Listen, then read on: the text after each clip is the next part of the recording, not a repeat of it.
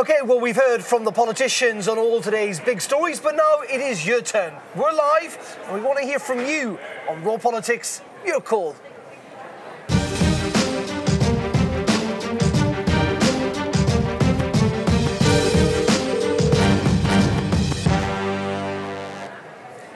That's right. Thank you so much for joining us. We're live here in the European Parliament in Brussels. Looking forward to hearing from you or seeing you if you would fancy Skyping us in tonight. We're also live on Facebook, so feel free to leave your comments there. And of course, tweet using the hashtag #RawPolitics. And the first question we're putting to you tonight is related to Brexit and whether or not you think Theresa May's compromise was too late. It was too little, too late. After 3 defeats on that meaningful vote, she decided to meet with Jeremy Corbyn. But we're asking you, was it just too little and was it too late? Yeah, 2-hour sit-down between those two this afternoon. Also, we're asking, has Brexit killed off Euroscepticism? It seems almost ironic to a degree that Brexit seems to have united Europe and potentially killed off a sense of Euroscepticism. Sweden, for example's Left Party has dropped its long-standing pledge to leave the European Union. Has it had a chilling effect? We want to have your thoughts on that. Indeed, never have we seen the EU so united. All they do is really squabble, but this one seems to have got them together. And the third question we're putting to you tonight, it's completely separate from Brexit. It's about football and racism, and we're asking, do both of them need a political solution? Because the president of UEFA has called on referees to get a little bit tough after 3 England players faced racist abuse at a Euro 2020 qualifier in Montenegro, and a Juventus striker was racially abused last night at a match in Cagliari. But should political leaders now step up? That is the question. I don't think I've ever seen so many people here in the European Parliament. Good evening to you all. But we want to hear from you primarily. You know what to do. Pick up the phone 00800 333 3700 to our team in the basement of the European Parliament, ready to take your calls. Email us at rawpoll@euronews.com, or you can tweet us using the hashtag #RawPolitics, or indeed, as Maeve was suggesting, on Facebook too.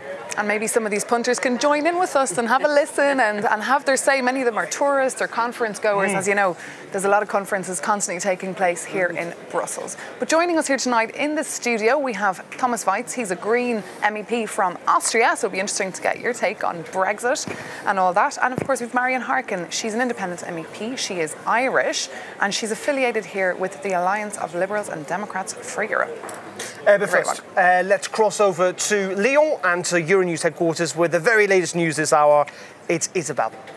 Good evening to you, Isabel. Good evening, and good evening to you, Darren and May. Well, not surprisingly, as you know, the Brexit situation remains fast-moving and fluid, and the divide has hit new depths in Westminster after a plan to hold additional indicative votes on Brexit options was put to the Commons and ended in a tie. It's the first time in over 25 years that the House has been deadlocked on a vote. In accordance with procedure, House Speaker John Bercow cast the deciding ballot to defeat the motion. The result comes after a meeting between Prime Minister Theresa May and Labour leader Jeremy Corbyn this afternoon. The two are looking to come to terms on a withdrawal strategy to avoid a no-deal Brexit on April the 12th.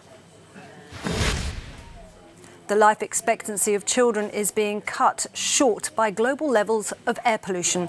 A new report pinpoints the worst affected areas as South Asia and sub-Saharan Africa. Toxic air is said to contribute to nearly 1 in every 10 deaths in 2017, making it a bigger killer than malaria and road accidents. And NATO chief Jens Stoltenberg says that Russia is becoming more assertive on the global stage and that the treaty organisation must be prepared to deal with Moscow's policies. Mr. Stoltenberg made those comments while addressing the American Congress earlier. He's in Washington to mark NATO's 70th anniversary. And those are our top stories now. Back over to you, Darren and Maeve in Brussels. Isabel, thank you very much indeed. A full news bulletin coming up here on Euronews at the top of the hour. A 2-hour sit-down between Jeremy Corbyn and Theresa May. Apparently it went very well, is all we've heard so far. Interestingly, also tonight, it must be said that the Shadow Foreign Secretary, this is according to the Guardian newspaper, Emily Thornberry, is writing to Labour MPs insisting that Jeremy Corbyn would only agree to any deal, or mustn't agree to any deal, without a referendum attached. that there has to be a confirmatory public vote and that the option of Remain must be on the ballot paper. Clearly would make those discussions with Theresa May even more difficult. Well, let's get some feedback from our panellists here tonight, Thomas and Marion. Perhaps we'll start with you, Thomas, for the Austrian perspective. Do you think it's too little, too late? Yeah, definitely. The House of Commons and also the UK politics don't have a big tradition on finding compromises between different political parties. That's a big difference to the kind of politics we do here in the European Parliament. And I think this is such a crucial question for UK that there has to be a will to compromise, especially because it's such a divisive question that is dividing the country basically in half. So I think it's very important to talk to each other and to find common solutions and compromises. And on that word compromise, we heard from Jean-Claude Juncker earlier today. He was speaking here in the Parliament and he kept reiterating that word compromise, that the EU had gone as far as it will go. Do you agree with him, Marion? Just coming back to your question about too little, too late. I think this is such an important issue. This is an issue that not only defines the UK's future, but defines their relationship with the EU for a long period of time. That if we need some extra time, if there is another extension, even though I know it's driving people daft, basically. That's one way of putting it. But even at that, you know, speed is not what's important here. What's important here is getting it right. And look at the vote in the House of Commons today. Compare that to last week and the week before. The gap is narrowing all the time in the votes. Well, and it did, but we saw this evening it's still divided. What was that, 310 to 310? Yes, but there was 0 between them. Last week, there was 3 was the least. The week before, I think it was 12. So we talk about compromise. It's just taking a long time. And if we have to take a little bit more, surely that'll be worth it. Well, let's bring in Robert. He is a British citizen but living in Hamburg in Germany. Good evening to you, Robert. Do you think Theresa May's latest move at compromise is a little bit too little, too late? Yes. For me, it's the 2.5 years too late, nearly, to get a compromise. Even though I've been living over here for 27.5 years as a civil person, and before I used to be in the British Army, I did think that the Parliament, British Parliament, was grown up enough to also make compromises with each other and not just go on a hard line the whole time. We knew that from the Thatcher era where I grew up from. The problem I find, though, is UK is one of the main contributors in the EU and should also be a part of it. I'm not a Brexiteer. I'm one for living in the EU, even though the EU have got problems with their own identity. So who do you blame then, Robert, for the situation the UK finds itself in? Is it Theresa May's fault? Is it Jeremy Corbyn's fault? Is it Parliament's fault? Is it people's fault? The fact that Britain's so divided? It's not the people's fault. I mean, I go back to the 2016 referendum. People will only vote for things they hear about, and if they're told not the whole pack of lies about, oh, we'll get a new national health system as we get out, and stuff like that, it's a lie. And also the referendum was a lie to turn around and say we can just get out. We couldn't just get out. We've been in years, we've been attached. We're like a part of a body, and you can't just separate this part of the body so easily. And if a deal does get put up from Corbyn and May, it's got to be put back to the people of UK with the chance of saying we stay in or we take the deal. May turned around and said the people have decided, and I do what the people have decided. She's had 3 votes on her deal, which has all gone down. And you think people should have a second? Obviously. Yeah, because the Parliament had 2 days to give alternatives. She's had 2.5 years and hasn't moved from her point, and the people have only had 1 chance. Okay. Yeah. What's your reaction to that? Well, first of all, I mean, this so-called referendum was a questionnaire. The sovereign of Great Britain is not the people's, but is the Parliament. This is a specificity of UK. And second of all, I mean, this questionnaire was decided on fake news, on fake facts presented, which were simply not true. But still, people wanted UK to negotiate a leave deal. They have negotiated one. Now we have a very concrete paper, a concrete contract lying on the table where people can actually see what is at stake and what is the contract. But that's not true. But that's not true, though, because, yeah, they might know what the divorce deal's like, but we still no idea what the future trade relationship looks like. Well, they know what the deal, what deal is on the table. They can decide on facts now.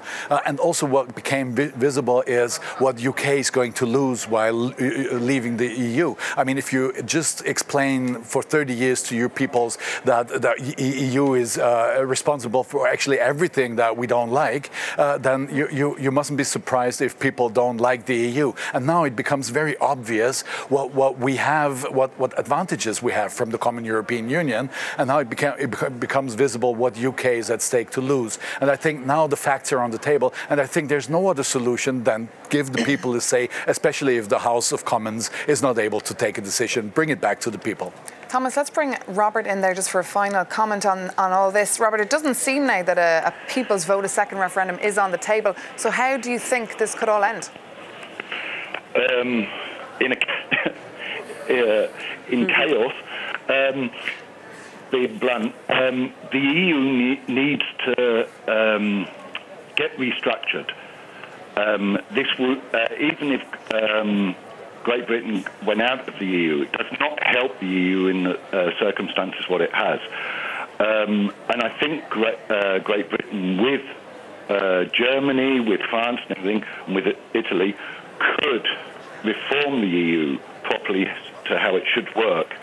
I don't think for the UK it's a good idea at this stage to get out.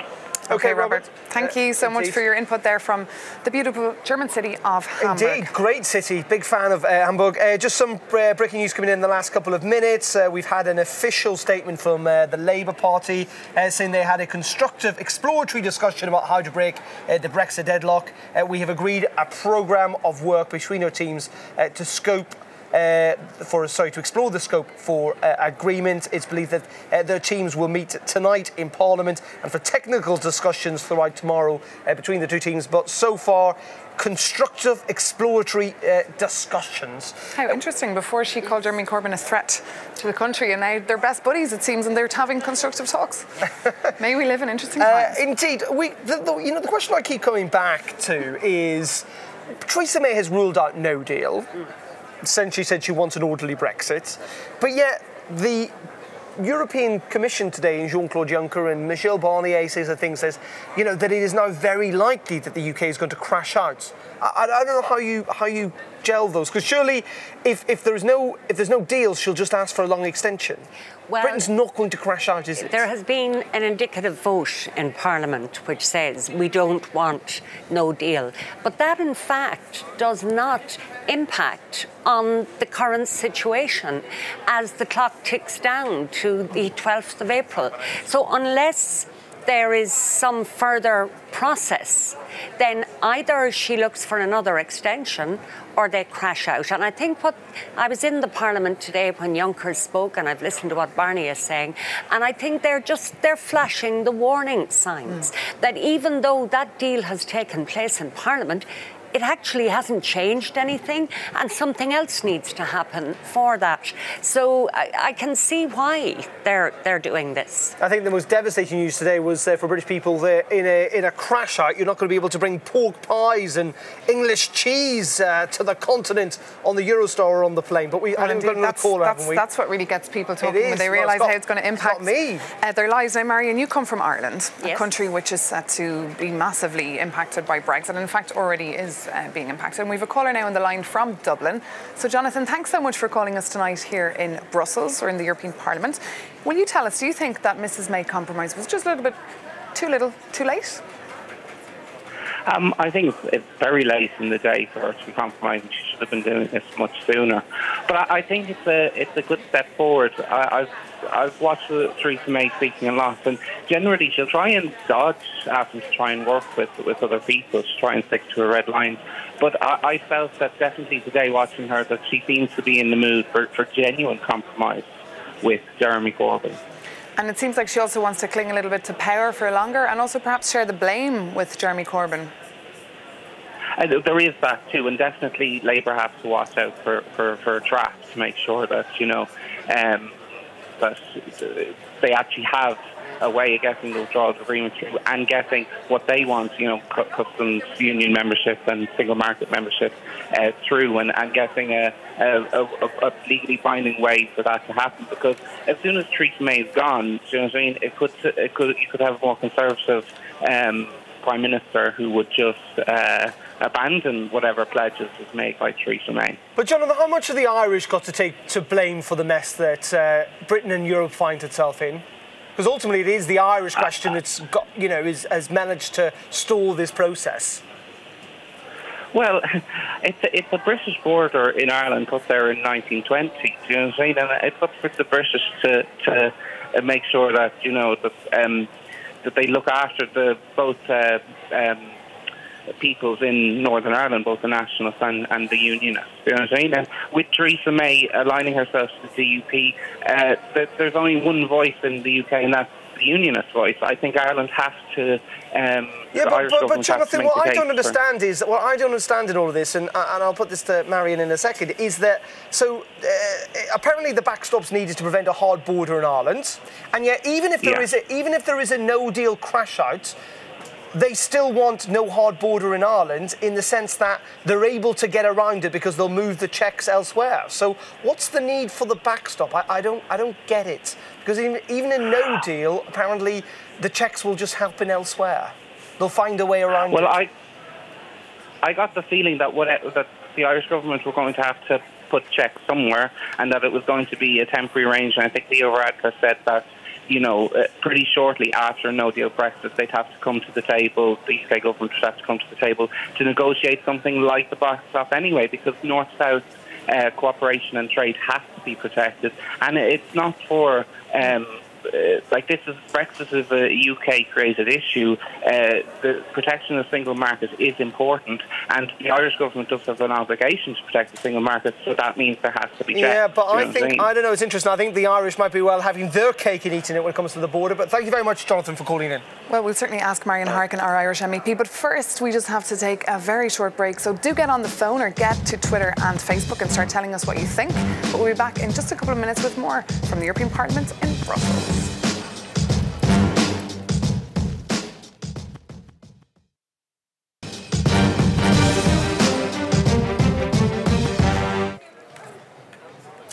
Welcome back to Raw Politics, your call here on Euronews. We are yet again talking about Brexit, whether Theresa May's latest move is a compromise, too little, too late. But also we want to know, if you live elsewhere in Europe, has Brexit bizarrely killed off EU scepticism across the continent? And on this rather kind of live and terrible issue about racism that's reared its ugly head again across Europe. Is there now a need for a political solution to tackle racism in football? You know what to do, pick up the phone, it's free. I mean, we couldn't make it any easier. 00800 333 3702. Email us at rawpoll@euronews.com or use the hashtag rawpolitics on Facebook or Twitter. And for all of you who answered our poll a little bit earlier on Twitter, asking you that question, if you think that Theresa May did too little and too late, thank you so much. 78% of you believe that she has done too little, too late. And a lot of you as well commenting on Twitter agree. Many say that's exactly how we feel. We have Hans Husman, though. He says it's never too late to restore up a good plan. We have Ian Campbell tweeting in saying, get us out. We have then another guy saying, better late than ever. We can live in hope. A lot of people then writing in as well saying that they're fed up of this. They're sick of rich tax joggers promoting leaving the EU. They're calling people like Boris Johnson rich criminals, etc., etc. So a lot of people getting very lively there on Facebook. I like Gary Vernon Wilson. We voted, no more voting, out, out, out. There you go. Could be more emphatic from him. Let's just pick up on this point before we go to another caller that I was talking about before the break about Ireland having its cake and eat it when it comes to this issue of the Irish border, because the Irish are saying we need the backstop to prevent a hard border, but even if the backstop isn't in place, there still must be a hard border, and we will find, the Irish and Brussels will find a way to ensure there isn't a hard border. What's the need for the backstop? Well, as I said to you during the break, Darren, I can't let that jibe go unanswered. It's not a jibe, it's a genuine question. But it's a jibe as well. The Irish want their cake and eat it. Let's just say this much. It was Theresa May who came up with the idea of the backstop because she recognises the absolute need to ensure peace between both sides of the island, and also the fact we have an international treaty signed by the United Kingdom which set up the Good Friday Agreement. No border, an all-island economy, and that's been hugely important to our economic growth and development on both sides of the border for the last 20 years. So this is to protect what's there. And I'll put it this way, Darren. When the British decided to leave the EU, they were perfectly entitled to make a decision that impacted on them. But they cannot make a decision that impacts on us in such a negative way. I live close to that border. I am old enough to remember what it was like when roads were blown up, when people couldn't cross from one side to the other, when there were army checkpoints. You'd look up 20 feet in the air and there were soldiers with guns. No, hold on. Yep. That's the reality of life on that border, and nobody wants to see that coming back. And just last weekend on the border, we saw borders against Brexit communities all coming out. Hundreds of people came out to the streets to say that they didn't want to have any sort of a border. What do you think? You know what to do? Pick up the phone, and I think we've got someone else on the telephone. We do indeed. David from Yorkshire, thanks so much for calling us here tonight on Raw Politics, your call, and tell us, what do you think? Was it too little and was it too late? I think it's too late now because the only answer really, it's too little to solve it politically. The only answer, I think, is to go back to the people, because what a lot of the people who are asking for the second vote don't seem to concentrate on is the fact that only just over a third of the UK people voted to leave. Just under a third of the people voted to remain, and a third didn't vote, which means that nearly 2/3 of the population didn't vote to leave. Now, I'm sure the people who didn't vote were confused by the half-truths and the exaggerations at the time. We now understand the implications, and therefore I think these people should be given a chance to vote now. Well, I mean, secondly, a lot of elderly people, unfortunately, have passed away, and a lot of young people have come on the electoral register. Therefore, I think they deserve a say in their future. They're the most important people. Therefore, I think there should be, for democracy's sake, a second referendum to give the people the right to speak. After all, we have a referendum every 5 years on the government. Why can't we have another referendum? Well, but it's not quite a referendum. I don't think we should base things on voter turnout. If that was the case, none of the MEPs probably in this building with any mandate, given how low turnout is in European elections in many countries. But the problem is that many people would say, OK, have a second vote, but first of all, fulfil the mandate of the first vote, which still has not, 3 years later, still not happened. Is that Britain voted to leave the European Union, and we're on the 3rd of April 2019, and it still hasn't left. Well, I think that perhaps if we have an agreement and get a second deal, get the deal passed in Parliament, we should then let the people vote on it for the reasons I gave. That's all I want to say. I don't think that a third of the population should be allowed to take the British people out in such an important matter. And it should have been at least 51% of the population. Stay with us there on the line, David. Stay with us there. We've got Marion Harkin here. On that, the vote in the referendum is advisory. That's the law in the UK. And it's then up to the Parliament to take the decision. And we see the Parliament has been paralysed. They overwhelmingly voted to enact Article 50. But the Parliament has been paralysed in the last number of months when it comes to deciding how they will leave the EU. So while look, I'm not going to comment on a second referendum. I'm not going to interfere in that way in national politics. But there is a logic to what that man is saying. That's the only comment I'll make. Thomas, just on this sense of compromise, I mean, there seems to be a kind of warm welcome to what May has done over the last 24 hours here in Brussels and elsewhere. But there's still an awful lot of anxiety that it's simply just not going to work in the end. Yes, exactly. I think it's not going to work in time. I don't see the solutions on the table. I would actually suggest they should withdraw the Article 50 procedure, stay in the European Union until they have made up their mind. You know, I mean, you can take any decision as a state. It's your autonomous decision to leave or to stay. But I mean, you can't just stop the whole European Union from proceeding in elections. UK shall just take part in elections, make up their mind, and if they know what they want, then just move ahead. And also the question on referendum. Well, what are we talking about? I'm very much in favor of direct democracy, but let's see the Swiss example. In Switzerland, you have direct democratic decisions, but how are they done? You have confirmed, proofread, factual information for both sides, for both decisions you can take. Yeah, people are well informed in the moment they go and taking their choice.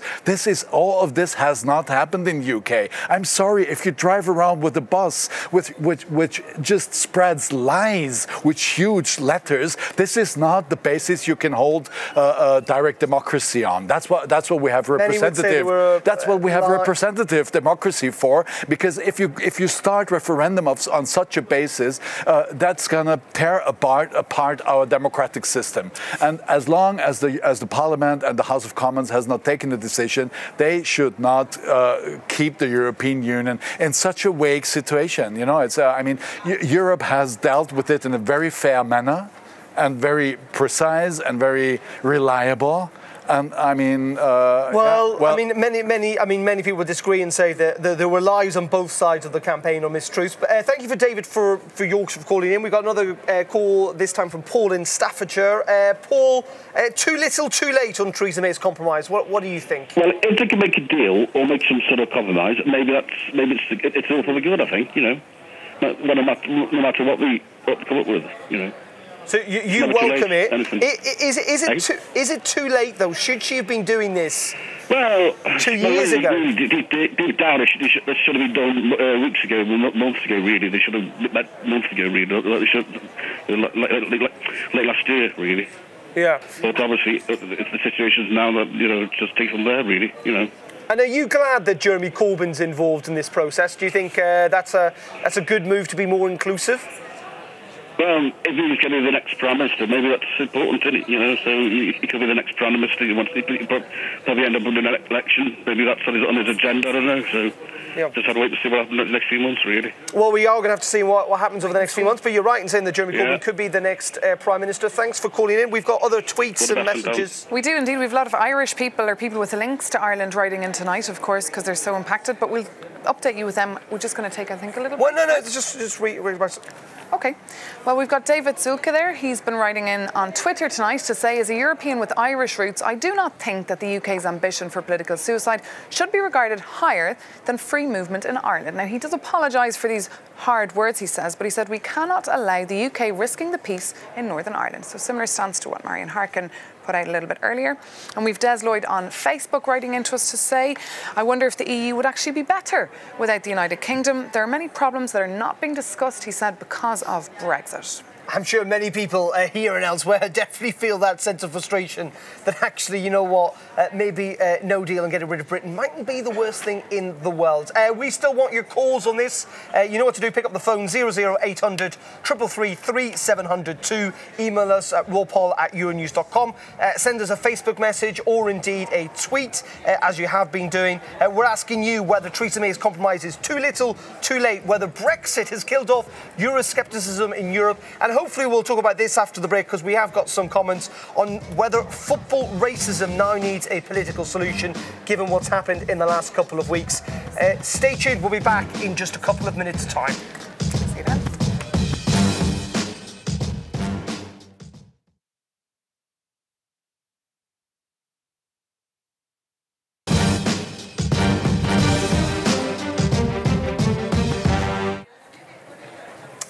Welcome back to Raw Politics. Your call. Yet again, we're talking about Brexit, but I think we're going to now turn to, briefly at least, the issue of racism in football. It seems to have reared its ugly head again in various games. 3 England players faced racist abuse recently at a Euro 2020 qualifier in Montenegro, and also a Juventus striker was racially abused at a match last night. And many people saying that not only should UEFA and the governing bodies now take action, but potentially politicians too.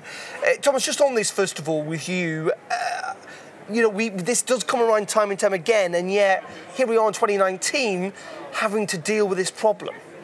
Well, that's not a separate phenomenon. It's the whole society. In the whole society, we have a rise of racism again, especially here in the continent, but I guess also in UK. So you also see that in football, and I think we have to be very strict on that. It has to be clear that football clubs that don't go against that in their fan base have to face consequences, either to have fines, to be fined for that, or to be expelled from certain matches. Yeah, I think it's the football clubs themselves that have to make clear, look guys, if you are a fan of our club, of our football club, racism is the last thing we want you to do, and we don't want to have it here. Yeah? That has to be very clear, and I think politics has to voice out strongly on that this is unacceptable. And I think sports were actually famous for bridging racism, for bringing communities together. Yeah, so, we have an interesting tweet actually in there from Paul O'Frickle, and he says, it's actually the only sport that seems to have this problem. He said, we've never heard of racism in rugby and cricket, so why is it just football? I'm not sure I can answer that question, but I do agree with Thomas in the sense that, you see, a football match is a public event, and if we tolerate racism at public events, then we're basically saying it's okay. And it's not enough for fines. Yes, we need fines, or the clubs could be banned from tournaments, or that they couldn't use their home stadium. And I'll tell you, that would make them think very quickly, because they'd lose a great deal of money.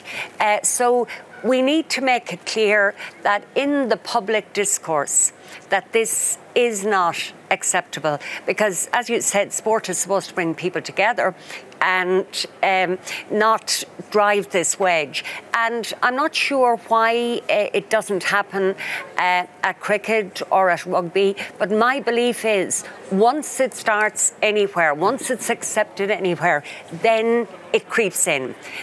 So that's why you have to stop it. Is there anything that you guys can do in the Parliament? Is there anything that national politicians can... I mean, can politicians do more to tackle the... I mean, it's a very specific problem in a very specific sport, but, it is a global phenomenon, football. Can politicians do more? Should they do more? Well, I suppose UEFA is the body in charge of the sport, and as politicians, I think our job is to look at the societal issues, not to take one thing specifically and try and deal with that, because then we would have to try and deal with every single specific situation. If you deal with one, you have to deal with others. So I think the laws as such should be applied generally, but the organisations who manage, who are in charge, and in this case it's UEFA, they have a responsibility. And Troy Townsend, the man who started the Kick It Out campaign, I mean, he would say that UEFA has failed in their role, that it's sort of like it's more like a rap on the knuckles and don't do that again, and a fine. And given the kind of money that's sloshing around in football, a fine is not sufficient deterrent. Well, what do you think? Does more need to be done? You know what to do. We're still on air for another 7-8 minutes. Pick up the phone 00800 333 702, or also the debate carries on online.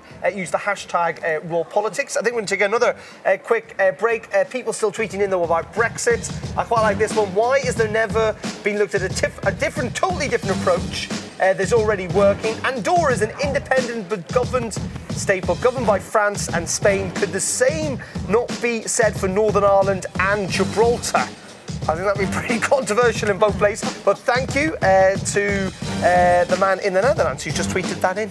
Great stuff. Thank you so much for all your tweets so far. And as Darren said, you can get on the phone for another 7 minutes or so and call us and tell us what you think of those 3 topics. And the one about has Brexit killed off EU scepticism? I think that's an interesting one. Join us in a couple of minutes here on Your Call.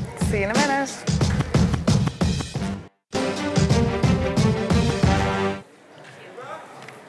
Welcome back to Raw Politics, Your Call, and we are well and truly, of course, talking about Brexit yet again. This idea of whether Theresa May's compromise, or seeming compromise last night, is a little bit too little, too late. I mean, it's been welcomed here that there has finally been a little bit of movement, but there's still a call for patience among EU leaders, and of course the no-deal Brexit scenario is still very much not off the table. So we're going to be talking about this for another while longer, and I'm sure we've got a lot to hear now from Keith, who's calling us tonight from the southeast, I think, of England. So Keith, good evening to you, and thanks for calling us. Good evening. Hi. Is May's compromise too little, too late, do you think?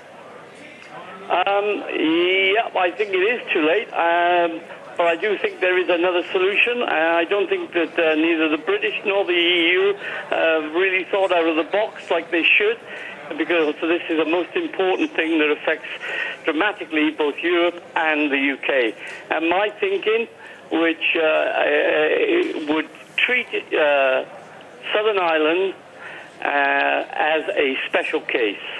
And the way I would go about this is I would look at the other 26 countries that are in the EU and separate Southern Ireland out and Northern Ireland, but include the whole of the UK as being borderless. And my reason for saying this is when you look at the finances involved. And the finances, that really is thinking outside the box. Trying to read all the maths. I mean, we'll have to get some reactions from our MEPs there. What, Marion? Well, you see, what that would mean, Keith, in my view, is that we would then be outside the single market, because if goods were coming into the UK from other countries, then they could cross the border into the Republic, and unless there were checks, whatever, would make their way into Europe. And why are so many companies in Dublin? Because of the single market, and that's why Ireland is so concerned. And while I understand what you're saying, and it is important to see, can we find solutions that would work? In my opinion, I can't see that one would, but that's just my view. Keith, what do you say to Marion there, to Marion Harkin? Let me finish, please. Yeah, absolutely. First of all, we don't want a free trade situation, okay? Because what we in Britain, in the UK, we benefit because we sell to you 12 billion quid's worth, or pounds worth of articles per year. You sell to us 3.7. I would suggest, right, that we're not outside the EU. We will talk with 26. You will still be within the EU, and where we actually make a greater, you make a greater contribution to our economy by some 7.7, whatever it is. Okay, you've been doing your math there tonight. Why don't we just pay you, if this is what the EU wants, the tariff? Say 10%, or say 1.2 billion, satisfying the free trade. And you would remain within, we would not be in the EU, you would remain within the EU, and the borders would remain open. Keith, thank you very much for your call. We're genuinely running out of time, but we will redirect your call to Michel Barnier, and hopefully you can raise those points. You can get a meeting with him. He's pretty open. With him. Okay, I think it's time for tonight's last word.